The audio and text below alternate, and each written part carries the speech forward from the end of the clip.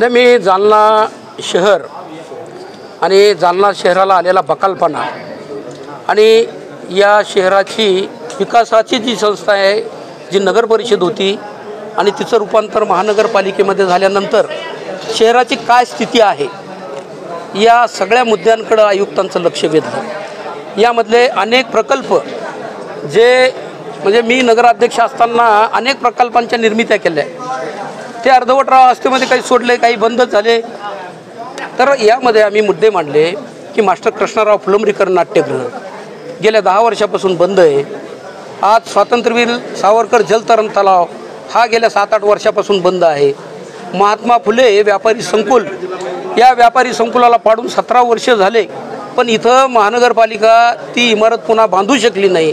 ज्या इमारतीमधून आणि या सर्व प्रोजेक्टमधून आज घनकचरा प्रकल्प जो शहर स्वच्छतेशी संबंधित आहे, 15 वर्ष झाले हा अर्धवट अवस्थेमध्ये आहे।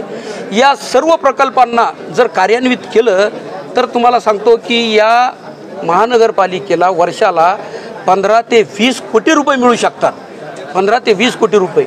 परंतु महानगरपालिकेचं याच्याकडे लक्ष नाही।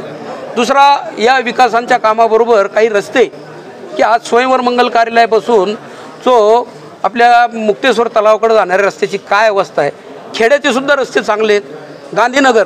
गांधीनगरमधल्या रस्त्यांच्या अनुषंगानं जर विचार केला की तिथले मुलं चिखल तुडवत, म्हणजे ते शहरामध्ये असून सुद्धा चिखल तुडवत मुलं शाळेमध्ये जातात। आज महिलांची काय अवस्था असेल, गरिबांच्या वस्त्या आहेत, आणि म्हणून या मुद्द्यांकडे सुद्धा आम्ही लक्ष वेधलं। पाणी 15 दिवस झाले शहरवासियांना पाणी मिळत नाही की आज 65 MLD आज जायकवाडीवरनं ही योजना, आणि ती सुद्धा आमच्याच काळात झालेली आहे, पण ही योजना झाली तरीसुद्धा शहरवासियांना जर पावसाळ्यात 15 दिवस पाणी मिळत नसेल आणि 800 रुपयाची पाणीपट्टी 2700 रुपये होत असेल तर हे अत्यंत शहराच्या दृष्टीनं दुर्दैवी आहे। आम्ही म्हणून मोकाट जनावर असतील, मोकाट कुत्रे असतील, रस्ते असतील, याबरोबरच हे शहर चांगलं झालं पाहिजे। आज या शहरामध्ये अनेक लोक शहरातून स्थलांतरित होत आहेत, दुसरीकडे राहायला जात आहेत, आणि या सगळ्या गोष्टींकडे आयुक्तांचं आम्ही लक्ष वेधलं। आणि शहरातले मग अतिक्रमण असतील, शहरातले रस्ते रुंदीकरणाचा विषय असेल, आज कादराबाद रस्ता, या कादराबाद रस्ता हा DPवर 15 मीटर आहे, पण जागेवर फक्त 8 मीटर आहे। नेहरू रोड DPवर 12 मीटर रस्ता आहे, DP म्हणजे शहराचा विकास आराखडा, पण तो जागेवर फक्त 6 मीटर आहे।